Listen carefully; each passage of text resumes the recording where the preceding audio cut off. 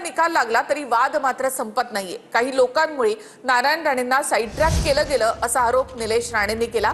तर निलेश राणेंनी केलेल्या पैसे वाटपाच्या आरोपांवर नितेश राणेंनी उत्तर दिलंय।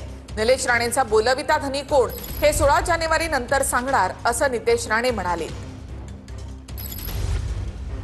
काही लोकांमुळे जर साहेबांना साईड ट्रॅक केलं गेलं तर ते आम्हाला मला जोडून द्या हो, आमच्या कुठल्या कार्यकर्त्यालाही जमणार नाही। तू एकही सीट लढवायची नाही हे जर राणे साहेब बोलले असते तरच निलेश राणे ऐकला असता। सन्मान्य राणे साहेबांच्या अवतीभोवती जे काही कणकोलीची निवडणूक फिरली आणि त्यावर जे काही झालं, एकंदरीत जो काही प्रचार झाला, अपप्रचार झाला, गैरसमज पसरवण्यात आले, आज कणकोलीमधला एक राणे साहेबांचाच खंदा कार्यकर्ता समीर नलावडे ह्यालाच पाडलं गेलं, ते पण राणे साहेबांच्याच कुटुंबाच्या मदत घेऊन। आम्ही हात जोडून नम्रतेने त्यांच्या किती विनंती केली पण नाही होऊ शकलं। तेव्हा सन्मान्य उदय सामंत साहेबांनी विनंती केली, केसरकर साहेबांनी विनंती केली, नाही होऊ शकलं, ठीक आहे। पण निकाल अतिशय आनंदाने आपल्याला सगळ्यांना साजरा करता आला असता एवढं मात्र खरं। ती वेळ 16 जानेवारीच्या नंतर येणार।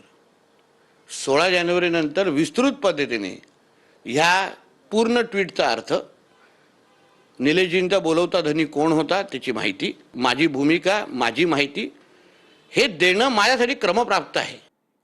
नारायण राणे यांनी भाजपचा प्रचार केला असता तर यश मिळालं असतं। मालवणमधील निकालावरून रवींद्र चव्हाणांनी ही प्रतिक्रिया दिली आहे।